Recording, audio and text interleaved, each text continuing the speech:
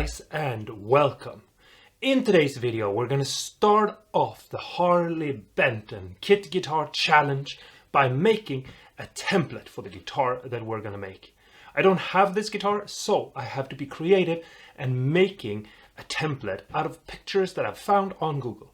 And in today's video I'm going to show you how I do that so that I can copy any guitar out there and make my own version of it or modify it and change it. So let's get into it and make a super cool, unique guitar for this Harley Benton guitar challenge, okay?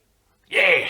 Whoa! So we start out by using my screen table. Now this I made out of an old computer monitor. I just built a frame around it, like you can see, and that lets me put things on it and draw out. And now I have a picture where I've measured out the center line on, and I'm just gonna align it on the screen so that a Telecaster bridge will fit. If I make them the same size on the picture, which you can see here, I'm sort of trying to finesse around and get things to line up the right way. Then everything else will be in the same size on the screen. And then I can compare with the guitar. I can also measure, for example, some of the frets. And I just sort of make sure everything lines up. And here you can see I'm measuring and compare the same measurement, the guitar, and it lines up perfectly. Now, I put papers, A4 papers, on the screen. So I trace out the outline of the guitar, going around being as careful as I can to get a good, nice line. And I also draw out the center line to make sure everything looks nice. And then, once I've done the first one, I also trace out the pick guard so that I get both at the same time. And then I take the next paper and I just move it up so that I can draw out the other half. Now, if you make one of these screens and you make it really big, you can do the entire guitar at a time. But I just used an old monitor that I got at a secondhand store and that I was, just not very careful about maybe destroying. And so now I have drawn out the entire guitar body and I can just tape those papers together, or as I will do, print them out again by scanning them into the computer and then reprinting them. And then because they're made on A4 paper, I can, scan in the entire paper and just make an exact copy. And then I also make marks for where I think the switch and the two controls are gonna go. Then I'm just sort of done with the entire guitar, basically. I can do any guitar this way. And as long as I've drawn out a center line on the picture, it will work fine. Okay, so here it is right now. I've drawn it out and it's all looking good. I think if you look at the whole thing, it looks somewhat correct. If you look at the line there, I cut it with a ruler, right there, on the center line of one of the two pieces. I taped those three together and those three together. You can see how they're not completely matched together. But I cut them out on the center line and then I matched them together and made them fit together. And I used this line here in the middle to connect them. And so I had to redraw that line there a little bit because those won't match up perfectly.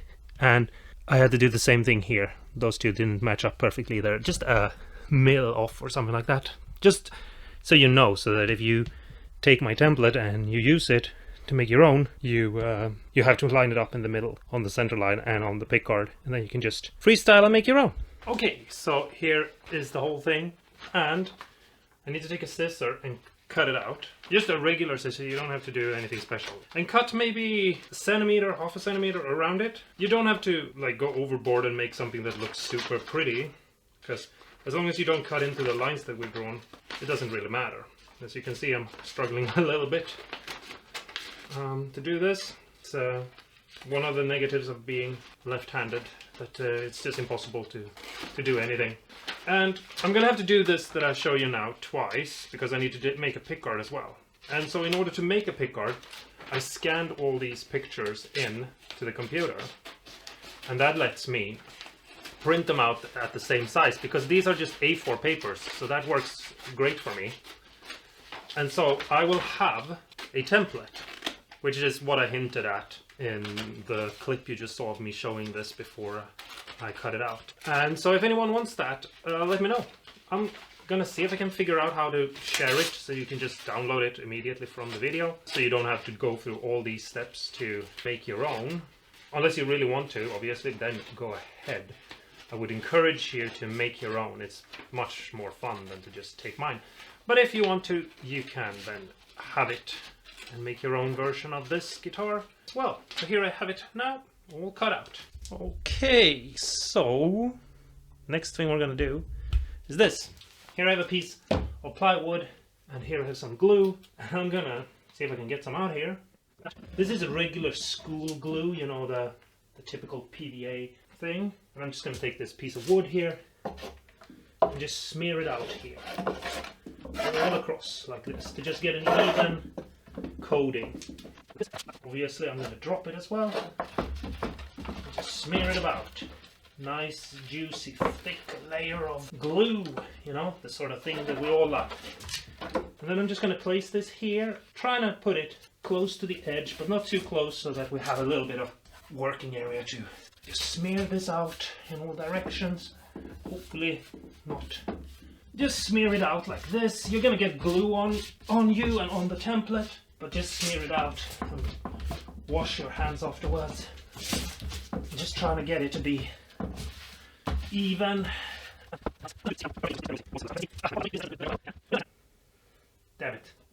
I just ripped it. See if I can. Okay, don't be hasty. Something like that. Okay. Alright, so the glue has been left to dry now. And before we cut this out and make a template, we have to take our knife or a razor blade or whatever you want to use. And we're going to have to score around here and cut it actually out. And try to be as precise and do it as perfect as possible. And the reason why is because if we try to remove this piece of tape, this piece of paper here, you can see how we're getting up to the line. When we cut this out, we want to cut as close as possible, but the jigsaw blade can move like this. It doesn't stay perfectly 90 degree all the time. There is a little bit of give in it. And so we don't want to cut perfectly up to the line. We want to cut by maybe 5 mil or something around, and then work our way into it. And if the paper gets caught in the blade, it might rip out a huge chunk or something.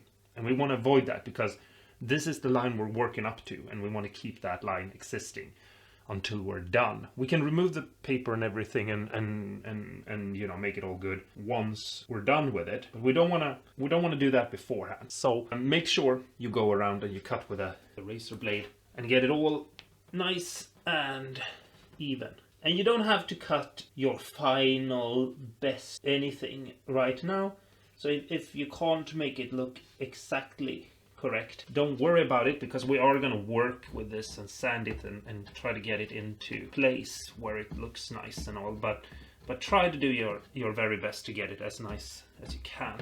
This cutting around is just to make sure we don't end up with a template that has been ripped. And this paper is very, I mean, you can see right here, this damage here. It doesn't matter that much because we are going to remove the paper afterwards. But that was just me smearing out the glue and getting a little bit of friction and tearing the paper. So we have to be very, very careful. And ripping the paper is not good, especially not before we're done with it.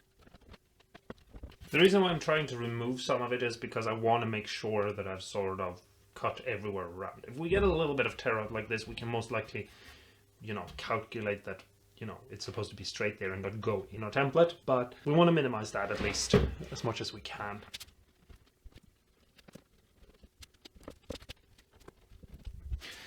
Okay, so it might not seem like I've done anything, but now I can cut this out. And then I'm gonna do the same thing with the template I made for the pickguard, which is just, you know, a reprint of this, but then I cut this out instead, the pickguard here in the middle. So I have another one.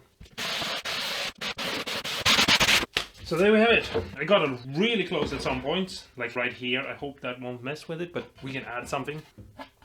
Got a little bit too close there as well for comfort, and a little bit too close right there, which might actually be an issue. I think I can already tell. I think we got a little bit too close up here as well. And the first thing I'm going to do is I'm going to establish these ends, then I'm going to draw the center line over to the sides instead. So maybe I'll take a template, you know, an already existing template, and I'll just sort of just go like this. Use this to just get this edge and this round over bit super quick. So the first thing I need to do is to take a pen, and I'll just transfer this over and try to make it as straight as possible so that I see it on the side. So like that. Don't forget to wear ear protection. This part here lines pretty much up with my template for a strat, and so I can use this corner from right here to about there to just copy it, which I think will be perfect. I line up the bearing, you can see right there on the router, and I'll just do that a little bit.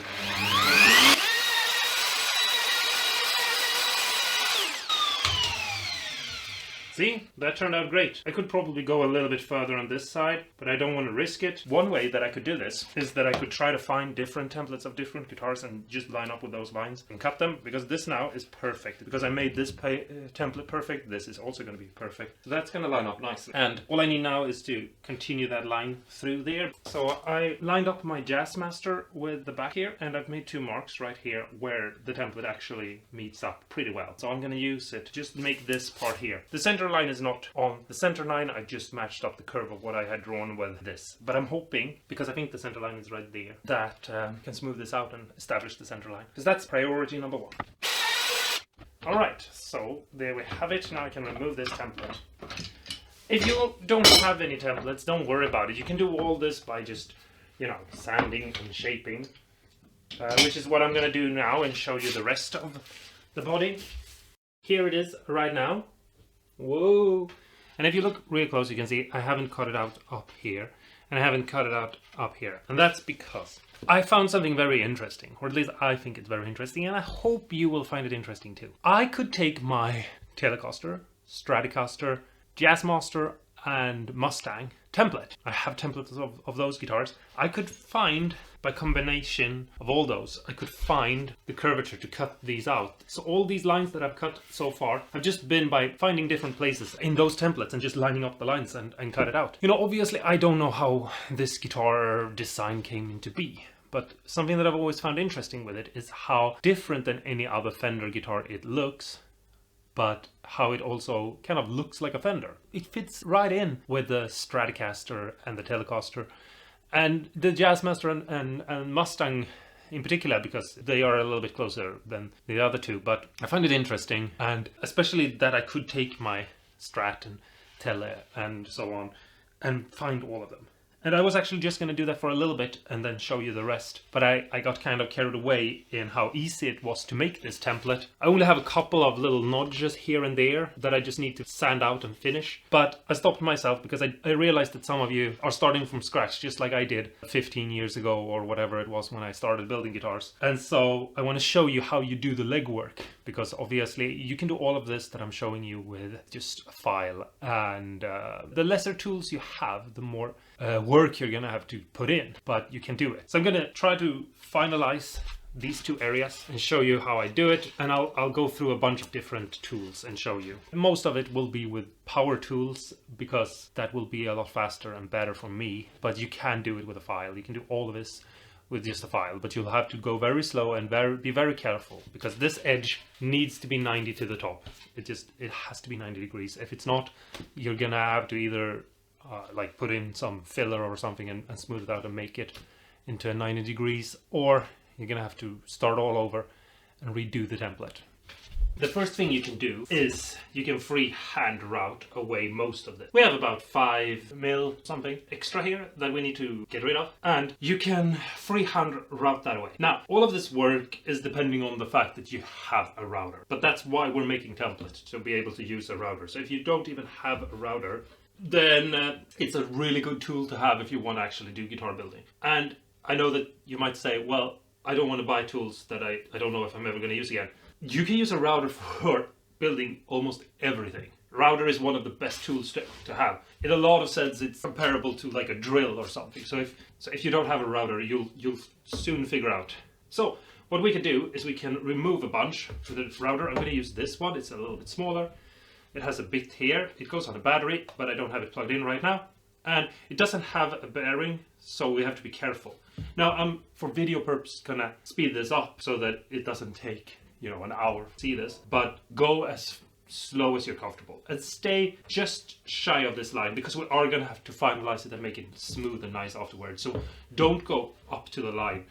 Stay shy of it. 1/3 of a mil or something, you can go really close, but try not to overdo it. And make sure you have both hands on your tool, and that you have ear protection on and eye protection, and you are going slow, and that you're holding everything very sturdily. And you don't have to do the entire depth. You can do half of it, and then we can use the other router with the bearing and we can clean it up. So I'm getting a battery and let's do this. Plug in the battery.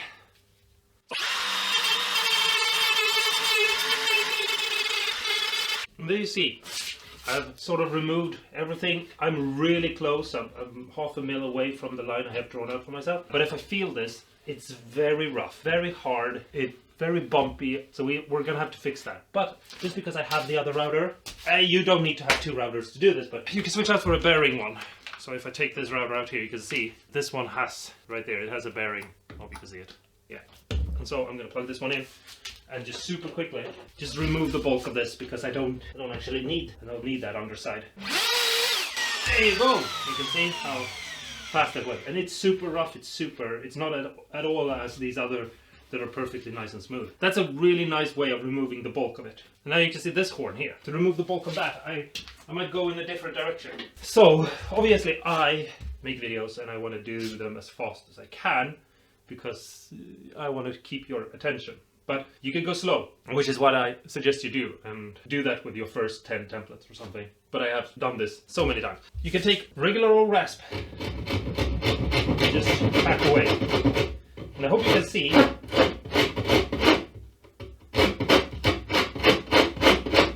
I'm able to remove a lot and get pretty close. Now I wouldn't do the rasp to the final line, I would stay half a mil away, but you can see I'm already pretty close. And this is where we cut with the jigsaw. I have this one, which I really enjoy, and I think most people that have one of these enjoy them. And you can see here,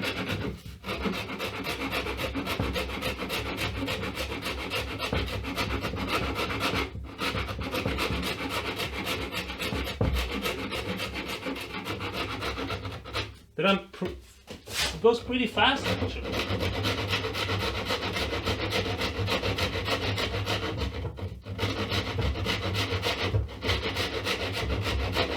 And the thing you have to do is you have to stop, take a measurement. I'm going to see if I can show you. But if you hold this up, I can see over here where I did the routing that that's perfectly square. And if I go here, that's perfectly square as well. But you might notice that it's not. And what you have to do then is angle your tool and correct your work. And so you'll learn, you know? You'll make a template, you make some mistakes, you redo it, and so on. But you can just hack away. Okay? So, let's continue from once you've roughed it out and you're almost at the line. Okay? So let me just clean this up a little bit. Okay, so here is my random orbital sander. And if you want to build guitars and you want to be serious about, you know, more of a production line of guitars, let's face it, you can't build a guitar and let it take 6 months to make. You'll have to sell it for $500 million to make ends meet, and most likely that will not happen. So you need tools to help you do things quicker. This is also an amazing tool, just in general. Oh my god, this tool makes so many steps in guitar building easy that I can't even explain it. So what we can do is we take a template, we start this up, and we just sand up into the line and smooth everything out. I'm going to do it up here on this horn, and then we'll talk about alternatives.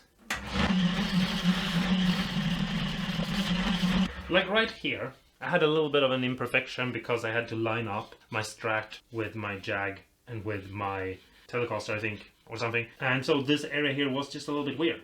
And now it's perfectly smooth and nice, and I can feel no weird transition. Alright, so here is my belt sander, and this is one of those tools that it can do so much, and it's a great machine. And I actually prefer this towards the spindle sander when it comes to bigger areas. So for example, this area here can line up and just very easily move and clean up. Now you have to be careful because you can easily wobble from side to side like this, and then you will destroy your 90 degrees. So you have to be very careful, and it can go very fast. So you might not even notice that you're doing it. But that's why we always have one of these on hands, so that we can very easily and quickly check our progress. So I'm gonna sand a little bit here now. I'll speed this up for the video purpose, but you go as slow as you want to, and you don't press it in hard. Hold it lightly in place, and you just sand it slowly.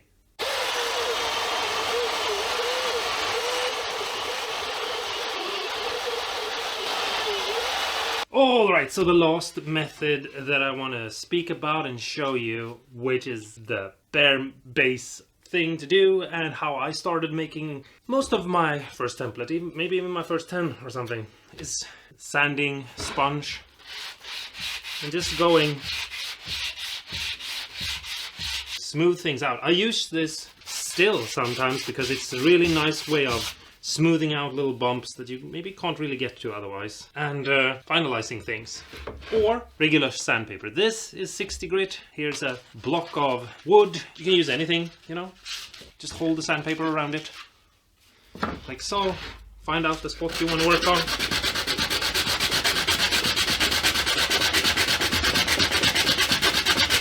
Sand, feel it. Is it smooth? Is it bumpy?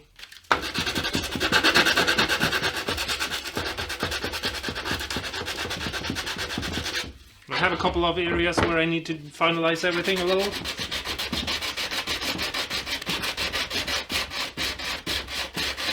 So just go over it and then check it to see that it is 90 degrees.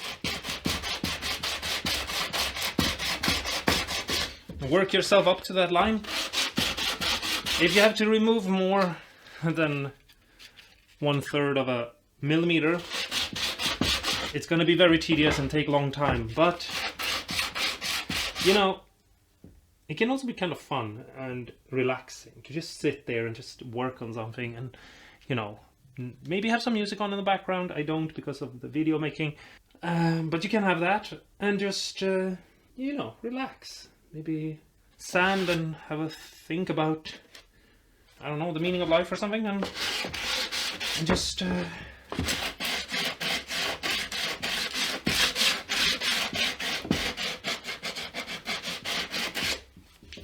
smooth things out and make them look nice and perfect and even and good.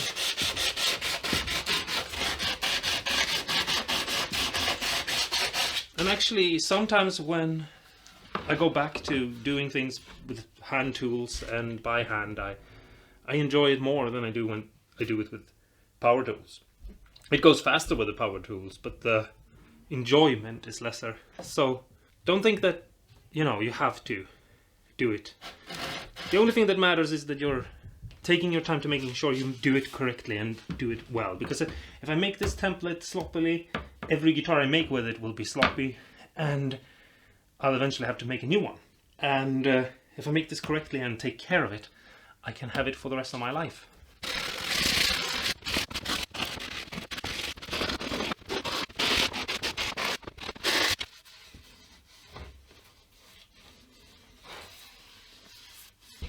Well, there you have it. Here's the template.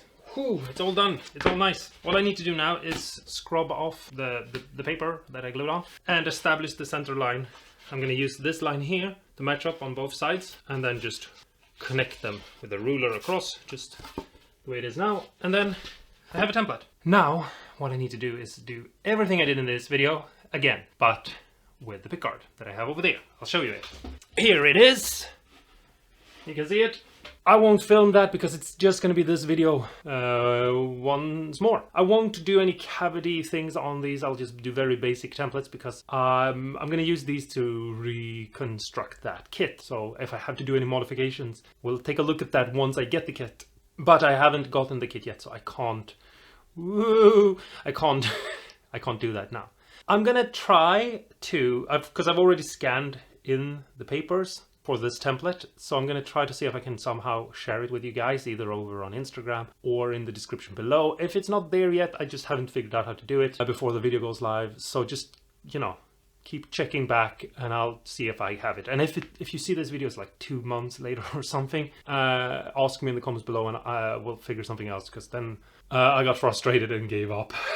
But yeah, the template that you get is going to be 6 A4 papers. So you need to print them out as big A4 papers and then glue them together and do everything that I did. Basically, it's just going to be that I drew them out, and then you're going to have to finalize the shape and do all the work. You can't just blindly follow the lines. They're more like guidelines. You have to still feel the template and make sure everything is smooth and nice. So there's still a lot of work. But if you, for example, want to make this guitar, but you also want to learn how to make a template, I want to be able to help without you having to like build a TV table that you can draw on or something. You can do it in other ways as well. You can measure it up. There is an old technique for scaling up pictures that I haven't shared with you, but that's just because it's so tedious that it would have to be an entire video just showing that. You could also use like a projector or something and just project the picture in the right size and just draw it out on a bigger paper, but I didn't really feel like rigging up a projector and all that when I have this table. And if you don't have one of those tables, I sincerely suggest you make one. You can do a lot of fun things. It doesn't just have to be guitar related. You can draw on it, you can scale things up and down, and a bunch of fun things. You can make art. For pedals, for example, you can do outline drawings and then, you know, painting. I'm starting to ramble because I'm starting to get a little bit tired. I need to take a break before I continue with the pick guard and all of that. You guys have been super awesome and cool because you watched this video, and I want you to stay awesome and cool. And don't forget to press the like and the subscribe if you haven't already. And I'll see you guys in the next video, and hopefully I have the kit by then, so we can start doing a little bit of everything. Alright, I'm gonna go, you're gonna go, so... bye!